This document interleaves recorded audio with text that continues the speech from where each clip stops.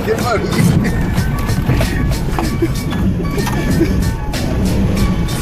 Alright, I guess I'm gonna get started on ReGear in the Cherokee. I'm starting in the rear with the Chrysler 8 1/4 rear end. Went with some Yukon ring and pinion, some bearings, wheel bearings, some axles. I'm gonna go 456, and the Dana 30 up front I'll end up doing in a different video, but it's gonna be the same thing. It's gonna be Yukon ring and pinion. I also happened to pick up a I think the internet likes to call this thing a trash lock, but a limited slip out of another Cherokee. It just happened to be at the salvage yard, and went ahead and took a diff cover off one real quick, and sure enough, it had the factory limited slip. I was just going to install it, open diff and everything like that, but I picked this guy up for $60. So I figured, why not? I really don't know how many miles are on it, or if it needs to be rebuilt or anything, but I'll go ahead and slap it all together and see how it does. It's just hopefully it works out. I mean, the ring and the pinion, they actually were in pretty darn good shape, so I'm not too sure how many miles are actually on it, but that's kind of cool. And yeah, on the Dana 30 in a different video, it's getting like an Eaton style locker up front. So yeah, I'll get started on that and see how it goes. The disc cover has 13mm bolts. I went ahead and left one on the top so I could drain it. And I'm gonna need to remove the drive shaft. The little bands that hold the U-joints on there, those bolts are 8mm. Let's use a little tiny wrench. And you're going to go ahead and pull the pin out of the carrier that holds the axles in place, and it uses a little bolt. And then the pin will just slide right out.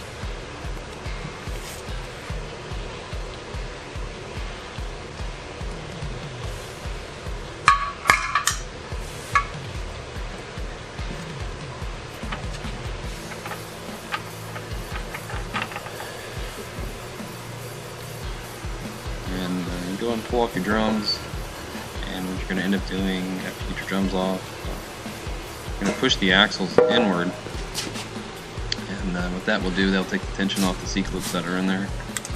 You can just fish those out with a magnet.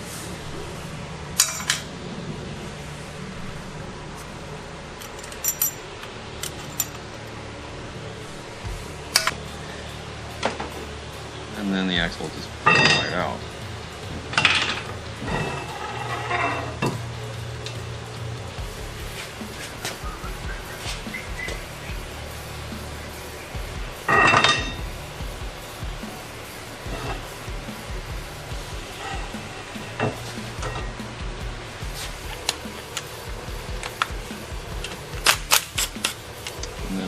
Removing the locks that hold the adjusters on. Those are just 10mm, just 2 of them. Go ahead and mark my caps. You're going to go ahead and mark the bearing caps.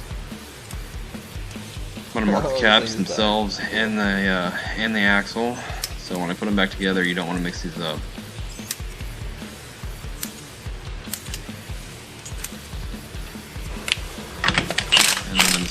Remove the caps now, and just be careful, because the adjusters like to just jump out as soon as you pull those bolts out.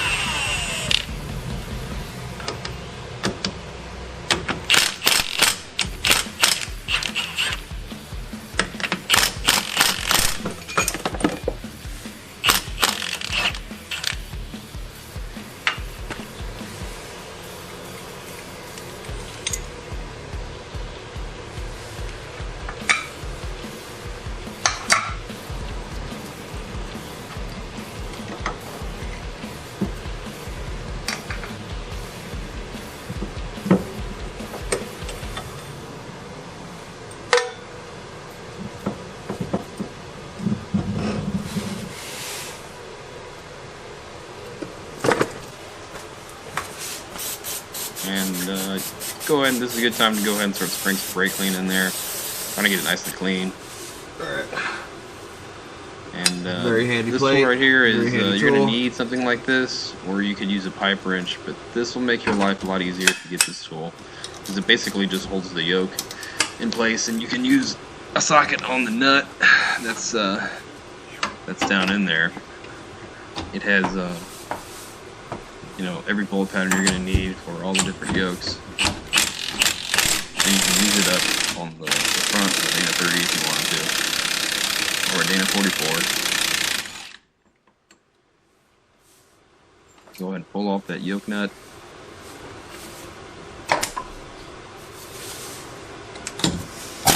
And you're going to want to drive the pinion out.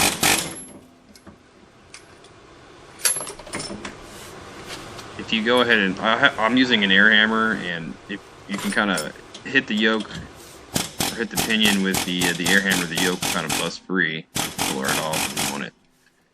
Then I'm going to go ahead and, you know, I'm going to hit it a couple more times. I'm going to hit the pinion a couple more times. The air hammer, and it's going to move the pinion out, and it's going to want to jump out of there. So your hand back there and get ready for it. You can use a hammer. You just gotta be kind of careful not to just beat everything up when you use a hammer.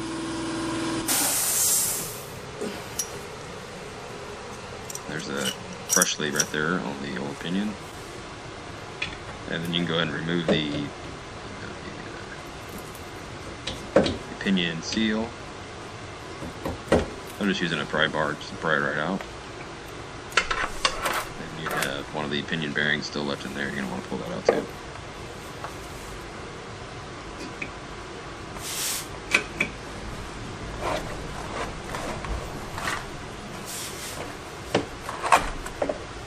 Here's a little tip that go ahead and cover the floor with cardboard, you know, before you start, because you're going to get gear oil everywhere. And, if you're doing it on the ground like me, you're going to be slipping and sliding everywhere. So have some cardboard ready. And right here I have a brass punch, and I'm going to go ahead and start knocking out the races. So the pinion race, there's 2 of them, and that brass punch there, it's very handy. It won't mar up the inside of that axle at all.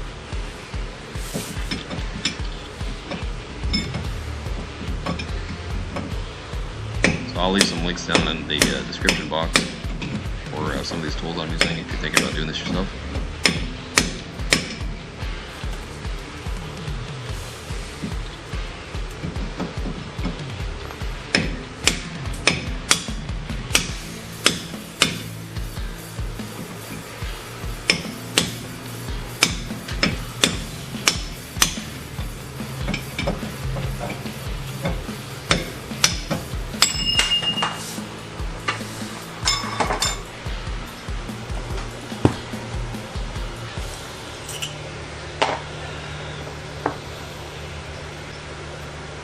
So I'm gonna need the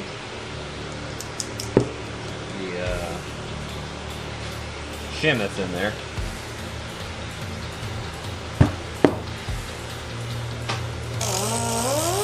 You're gonna need the shim that's between that bearing and the pinion right there. A lot of times you can reuse that shim, especially if you're just rebuilding the rear end.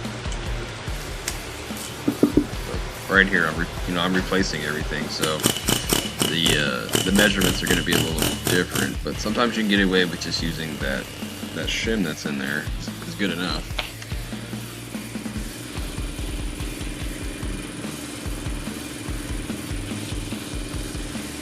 So yeah, you can use the press and a bearing splitter to get that piece of the bearing off, but it's just as easy just to use the air hammer. I already have it out.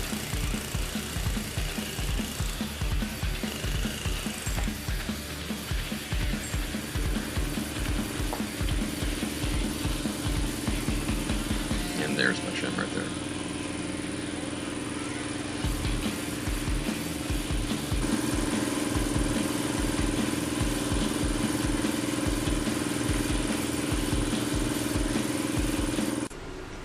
Alright, so the video is going to get a little bit out of order a little bit, and right here, this is actually the tool that's going to help you figure out the pinion depth and what shim to actually use on the pinion.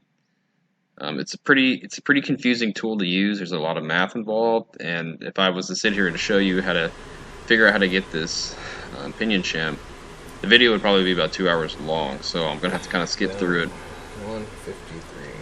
And there's plenty of YouTube videos out there on how to find pinion depth, how to get that shim, so I'm going to kind of skip over this a little bit. You gotta subtract. But in the end, what I end up doing is I end up finding out that the factory shim that I have is a couple thousandths too thin, and I need a thicker one.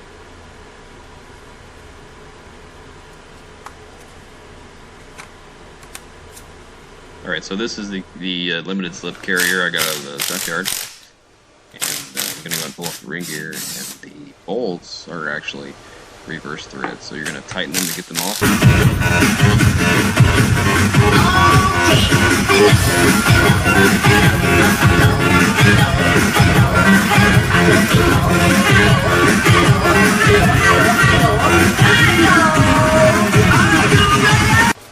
And there's a couple ways to get the ReGear off. Some people heat it up to get it off. Some people do what I'm doing there with the hammer. And ultimately I just go right back to the air hammer.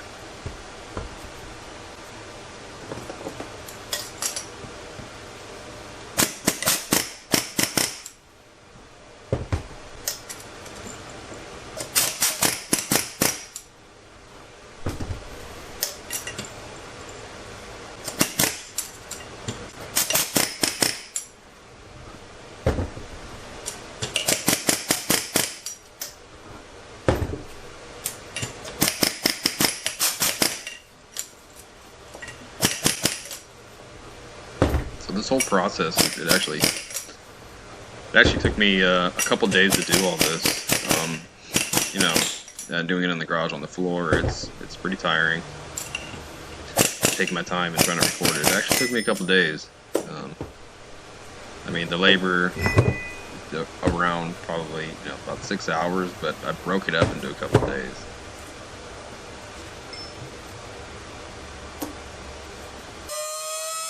Go ahead and cut off those bearings.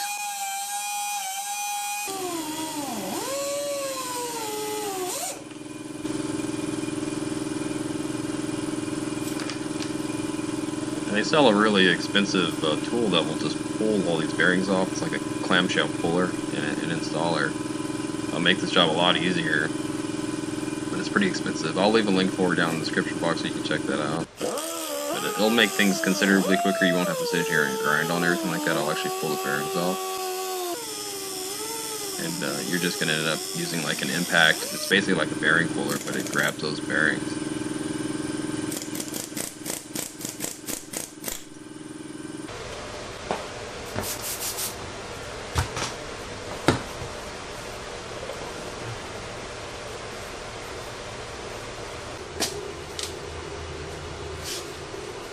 Okay, so this is my Harbor Freight press here, and it actually works pretty well. Pretty happy with it so far. I've definitely got my money's worth out of it. If you don't have access to a press, you can always, pull all your bearings off and have your bearings ready, and you can actually take it down to a shop, and they'll press your bearings on. It really won't cost you very much because it's really not hard to do. It's something they probably do on a weekly basis. Is press the bearings. You can always take it somewhere if you don't want to do it.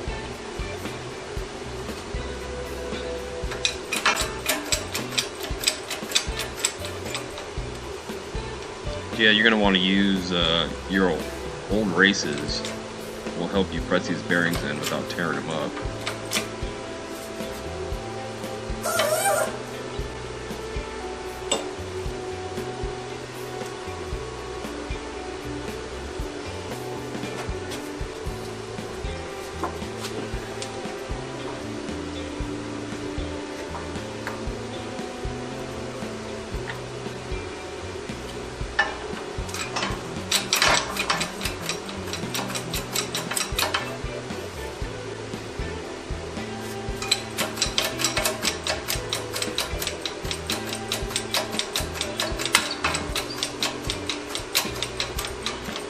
And just a little shit talking, I guess. A lot of shit talking about that LSD, that factory LSD right there. But I've been running it in the Jeep for a couple months now. So I originally recorded this video in the winter and did all the work in the winter. And right now I'm in the middle of the summer when I'm actually doing all the editing. And I've been driving it, I've had it off-road, and it works really, really well. I mean, I didn't rebuild it or anything.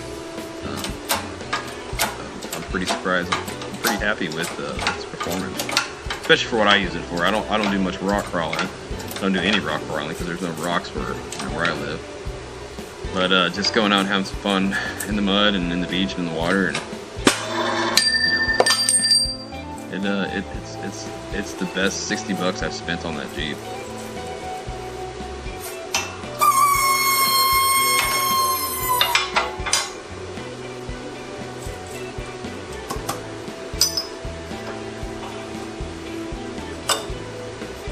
Yeah, so you see me using that race right there.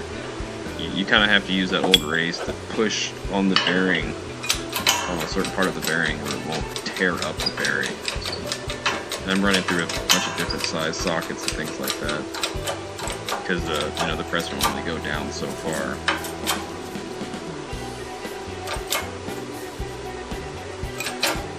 But I do have a review video on that press right there, and yeah, pretty much show you how to put it together. I think I got it for $120. It's absolutely worth the money if you're thinking about doing any type of bearing work. Or I've done lower control arms on one of my other cars with it, and it works good.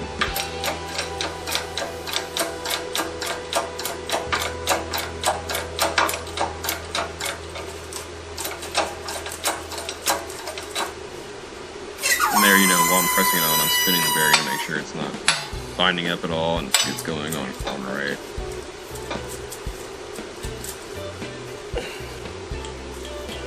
Same thing with the pinion. I use an old race to race. Yeah, the new bearing there, and you can just press the bearing down onto it. You might want to lube it up a little bit, make it a little bit easier where it won't pop on you. You're pressing it down in there.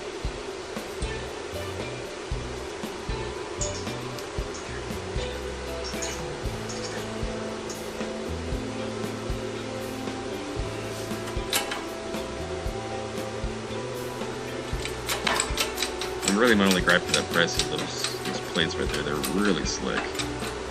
They like to move around and they're real slippery. And there's a bunch of videos on YouTube on what to do with those plates. I've been thinking about texturing them or sanding them down so they don't move as much. But they definitely do the job.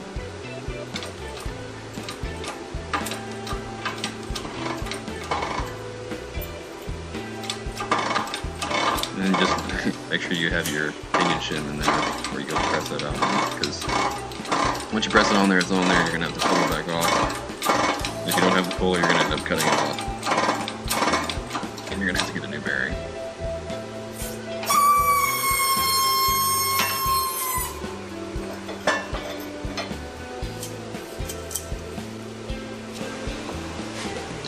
A little bit of red Loctite. Actually came with the bearing kit.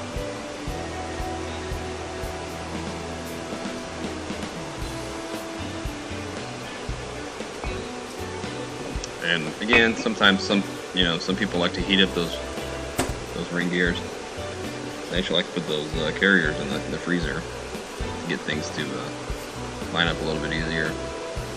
Some of your Ford rear ends, you might want to do that, or some of your bigger Dodge trucks.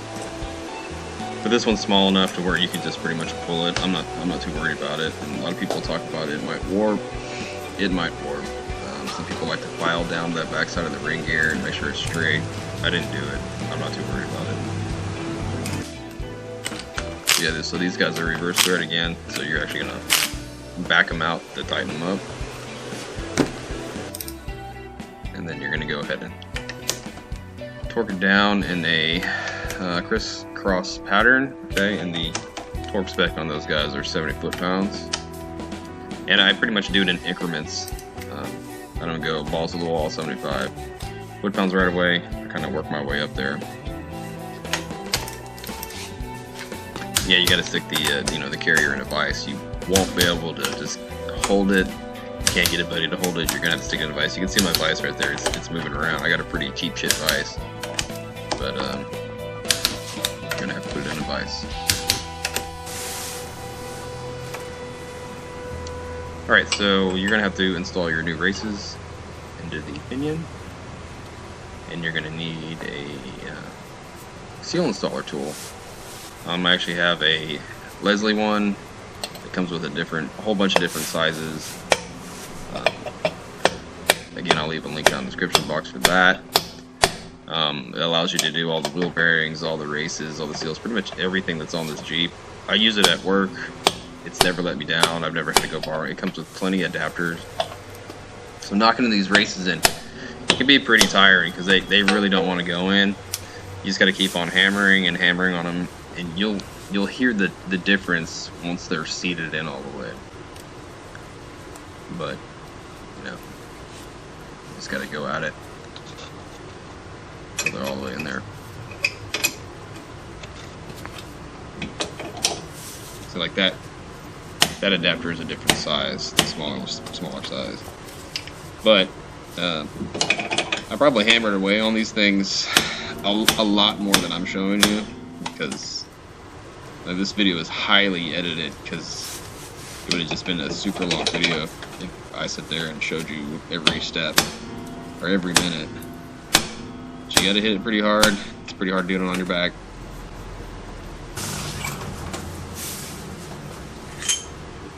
Alright, then you're gonna get your pinion and make sure you have a brand new crush sleeve on it. Go ahead and stick it in there.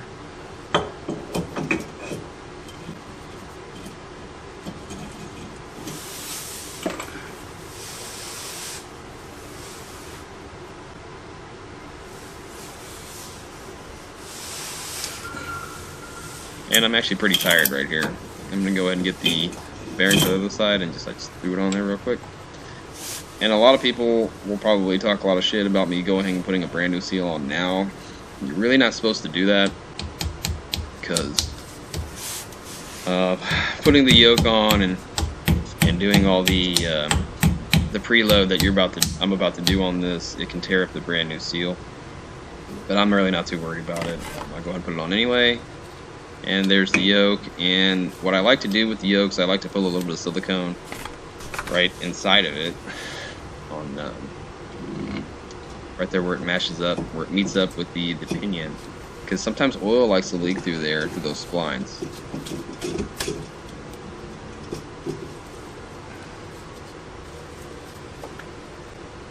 So I end up grabbing a rag, and I'm kind of wedging it in there with the pinion, trying to get the pinion to not turn while I tighten down the whole nut. I'm using the whole nut right now, and I'm trying to take the slack out of the yoke and out of the pinion, but I'm not trying to get it real tight. I'm not trying to crush the sleeve yet.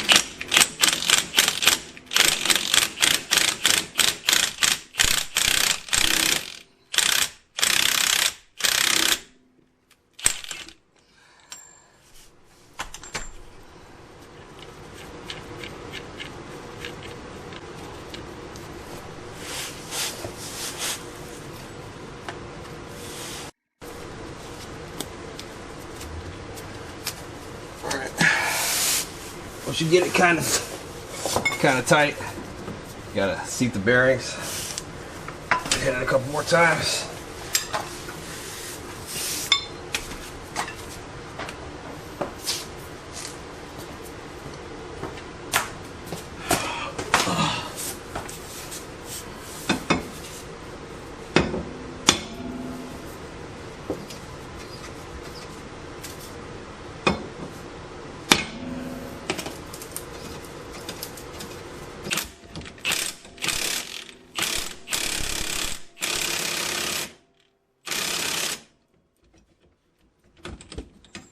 Alright, so it's time to crush the crush sleeve, and the way you measure it is you're going to need a beam style torque wrench that will measure it in inch pounds, not foot-pounds, but inch-pounds, and you're looking for a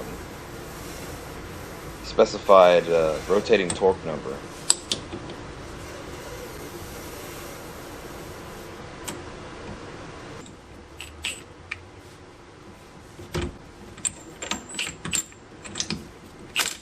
The crush lead can only be crushed one time, so when you're tightening it, you got to make sure you don't over-tighten it because you can't go back.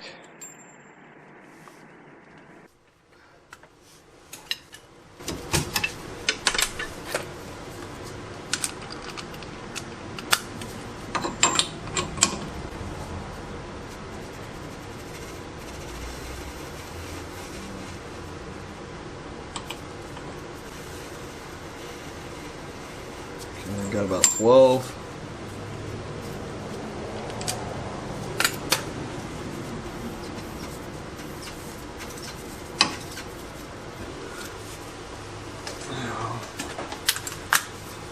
Gotta torque this bastard to 210, which is a fuckload.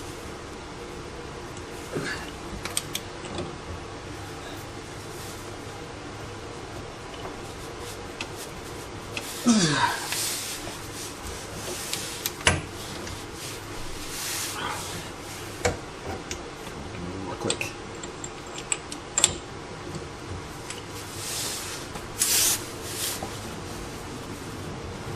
There. Alright, 210. We can come over here and check the rotations. Rotational torque. 10 to 30 inch-pounds. I'm sure I have.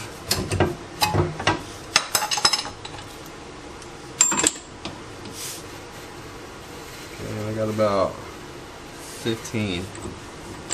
Alright.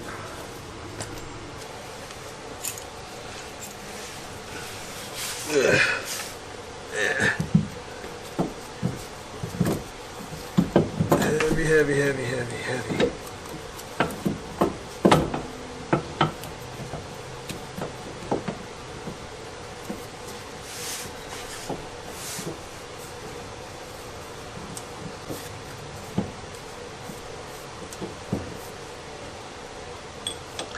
Getting those adjusters in straight can be kind of a pain in the butt, so just take your time. Make sure you got them in. You don't want to cross thread them. But you got to get them in there, and you got to kind of get them to stay while you put that cap back on. Got to make sure that the carrier will want to jump out of there. So it's going to wear you out trying to put that back together. Or at least it was wearing me out.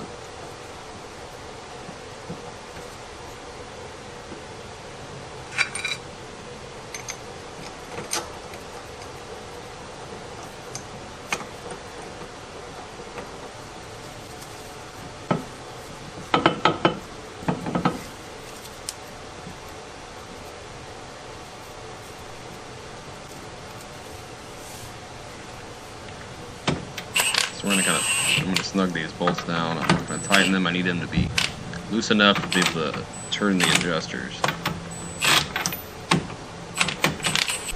Alright, so here's the tool. I actually made this. You can buy it. It's around, I think it's like 50 bucks, but I made this for about 10 bucks. So all you do is feed it in.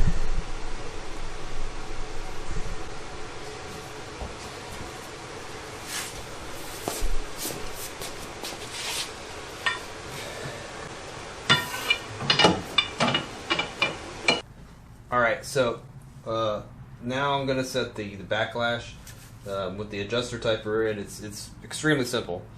What you're going to do, you're going to get your pinion set up with all your torque settings and things like that, and take the carrier, throw it in there, get the caps, put them on there, tighten them down, and get them in there. Get everything nice and snug in there, but not fully tightened and not fully torqued at all. Okay, you got to take the adjusters and adjust them in, and get the ring gear and then the pinion as close as you can. Okay, you're going to mess with it a little bit, get it as close as you can where there's a little bit of backlash. You can hear it, you can feel it, it's in there just making a bunch of noise and stuff like that. Okay, you're gonna get it kind of loose like that, and then you're gonna set up your dial indicator. And first thing you're gonna do is you're gonna go to the driver's side and you're gonna set the backlash, or you're gonna try to achieve a close number on the backlash. So you're gonna end up using the special tool, stick it in there, go clockwise with the adjuster tool, and turn it in so that the ring and the pinion meet closer and close up your backlash. And you're looking for 6 thousandths. You're looking for 6 to 8 thousandths. So I'm gonna shoot for 6, 5, something really low. And once you get that number, then you can go take the tool out and you go around to the passenger side, and you're going to actually torque that side to 75 foot-pounds, and that's going to preload the bearings. Spin it all around, take some more readings, and look at it and see where your backlash is. You might have to go back and forth a couple times to get it just right, but you're looking for about 6 thousandths. Okay, I think the tolerances on the high side is about 8, but the lower you go, the better, because things are gonna get a little loose on you. So yeah, that's how we're gonna do it. It's gonna be backlash and then preload, and then after that, after we got the backlash, after you find the backlash, you get it where you want it. Then you're gonna paint up the ring gear, and you're gonna find out what kind of pattern you have. Like, I've already done a little bit of that, just so I can go back and make the video easier to understand and make sure I have it all set up where I can make the video a little bit better. So I've already loosened it all up so I can start all over. So as you can see, I got my gauge all set up. Hopefully you can see the gauge. It's all set up right there. But I'm going to go ahead and turn it in and decrease backlash, check it, and then once I get it, I'll go to the other side and preload it. It's that simple. So right now I'll go through it and kind of see what I got. And already I have about 10 thousandths. I can see it. It's about 10 thousandths. So I'm just going to go ahead and turn this in a little bit and decrease it. See if I can decrease it.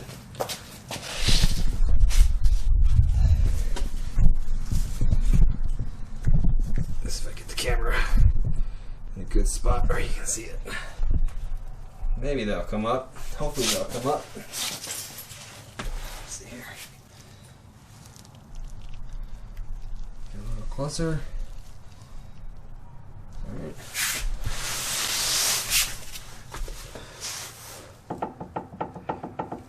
So come up here, and I'm right about at 6. Okay.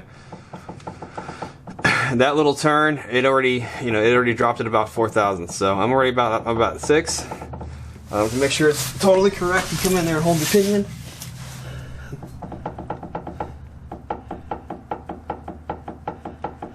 Six, 7. I'm gonna go back and I'm gonna come back and hit it a little more. I'm gonna decrease it a little more because I want it tighter than that.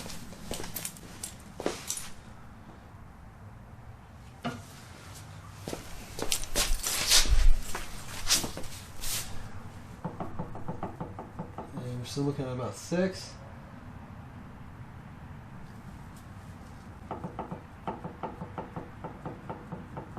I want about 5, just to be safe.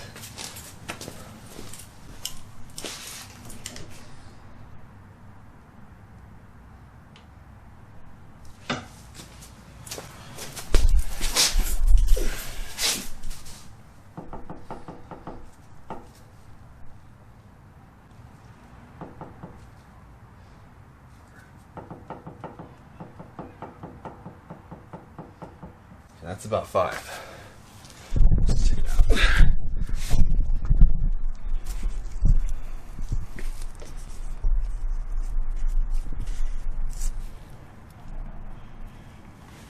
When that pops up, that's about 5 right there. Alright, so I'm going to go on the other side and I'm going to torque that side to 75 foot-pounds and put the preload on the bearings and then check it again.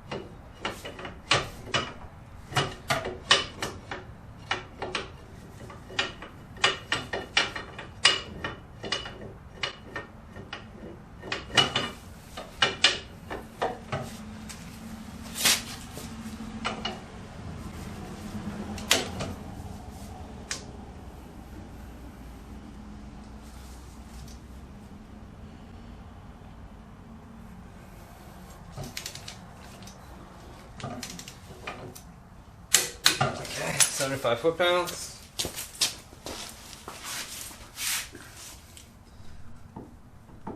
Okay.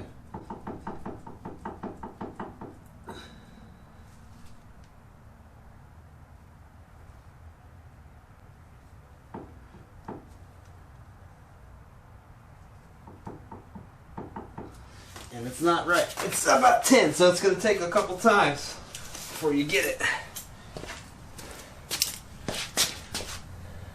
So I'm going to come over here. This is not right. I need to loosen, take the preload off. Alright, and I go to the other side and bring it in closer.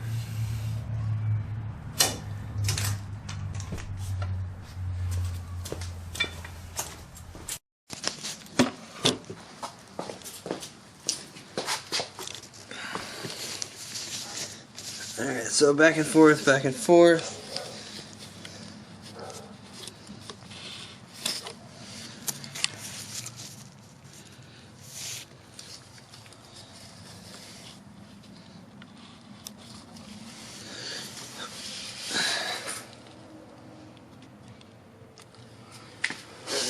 Back and forth.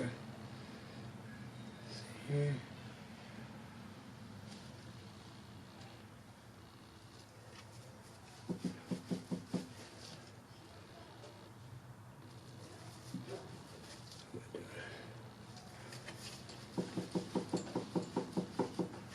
I'm around 4.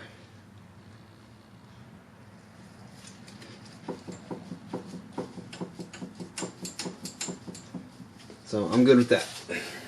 This is gonna loosen up. And tighten these bolts down to 100 foot-pounds.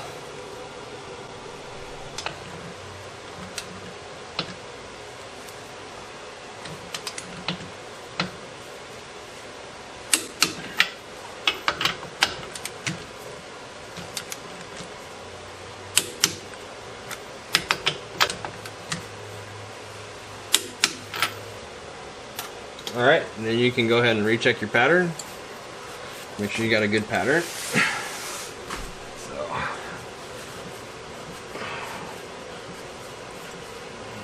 these empty spots here.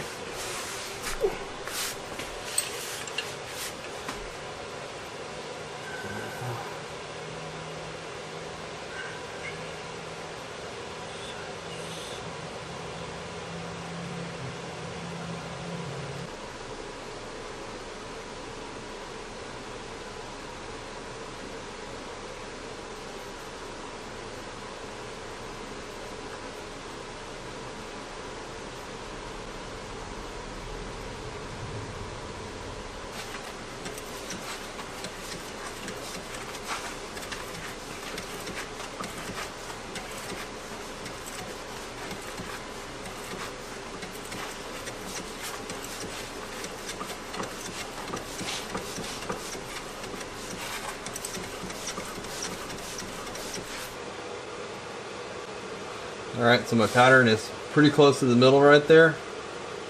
It's looking good on that side.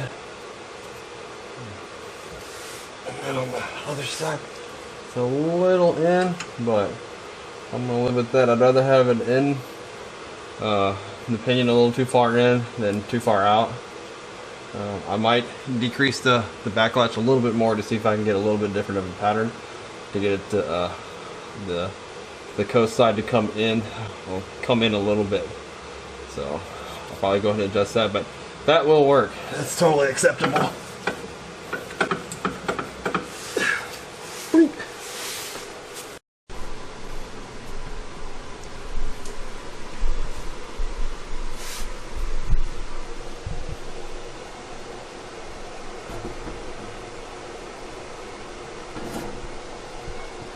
So that pattern looks okay.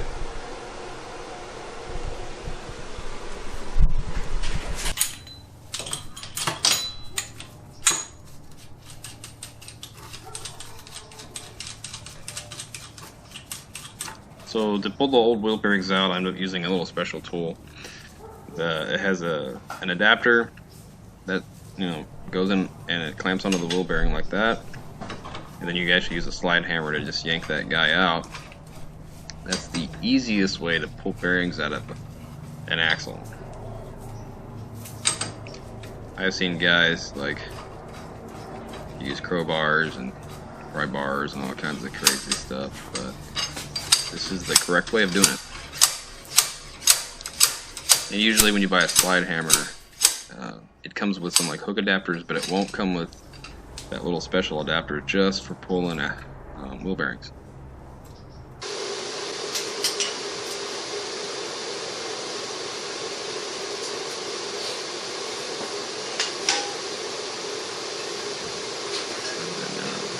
Get your new bearings. So these are Yukon bearings. Put a little bit of oil on them. The Yukon axle is going to go in. And you're going to use your seal tool or seal driving tool. Bearing driving tool.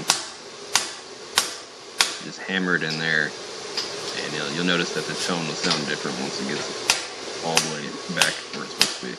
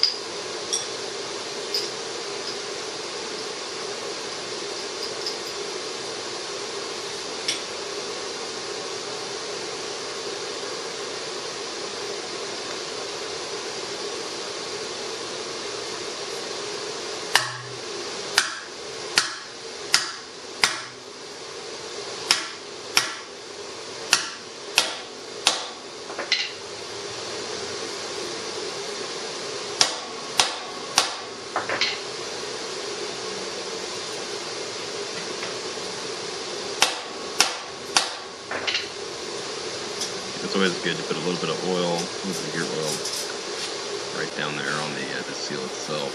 You don't want to stick them together, stick everything together dry. So. And that's my brand new Yukon axle. Got a really good deal on them. These C-clip style axles like to break, and your wheels like to fall off. So. I really didn't want that to happen. So, some stronger axles.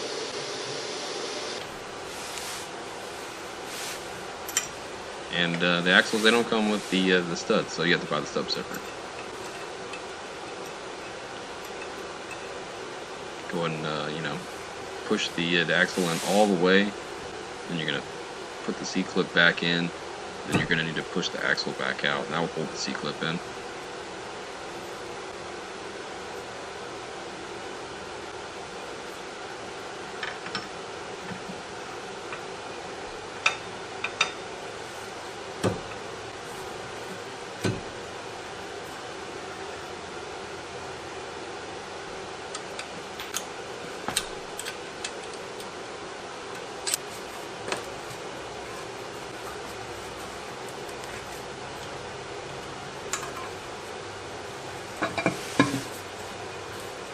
And I'm using a lube blocker gasket right there.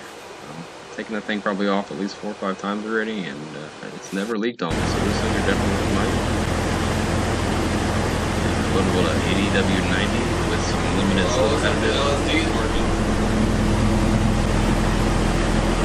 Look at that.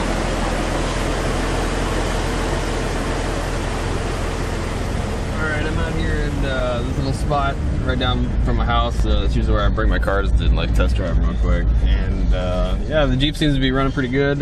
No weird noises coming from the rear end. The gears are fantastic, man. I wish I would have done this a lot earlier. The 456s and got 33s on this thing. Definitely the way to go. The limited slip, the used ass limited slip. Go ahead and see if it works or not. Go over here and get in some of this grass and see if I can turn both tires. I'm trying to take it easy on the gears right now. I want to break them in for a couple hundred miles before I go out and beat the crap out of them or anything like that. But I'll go over here in the grass real quick and see what's up, because normally you would just do the one wheelie peelie.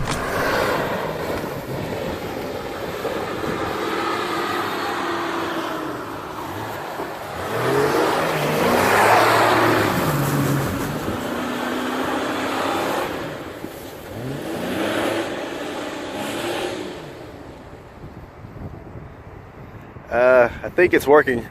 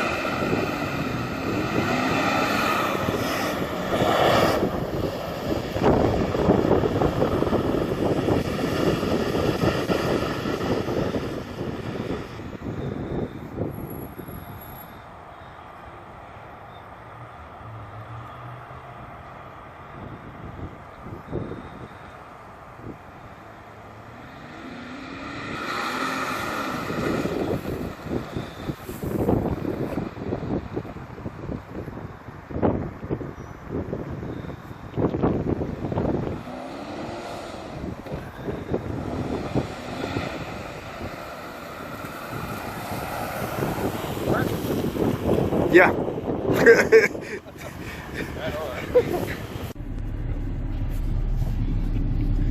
I can't roll the window down, huh?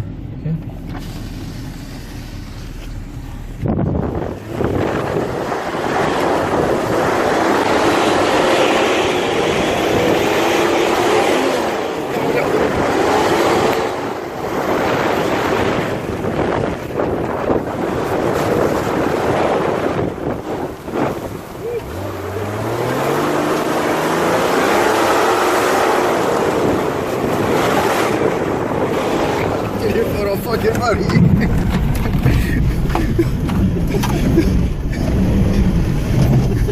Attention. Welcome to the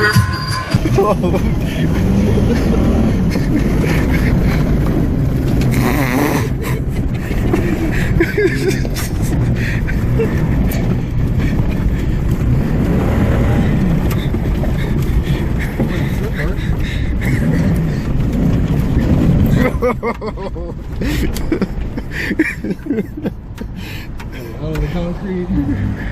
Just let it slide.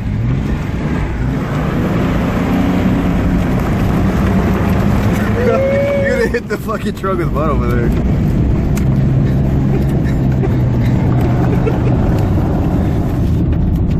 Jesus. Yeah. Alright, so I hope you enjoyed the video. Hope you learned something. Do me a favor and hit that thumbs up button if you made it this far. And be on the lookout for the next video, because I'm pulling this thing right back in the garage and I'm gonna have to gear the front. Same thing, Yukon gears. Factory axles, didn't have the money for the axles, but I'm throwing in an Eaton locker in there. It's a torsion style, so you get to see that. And yeah, you guys take care, be safe, and have a great weekend. Later.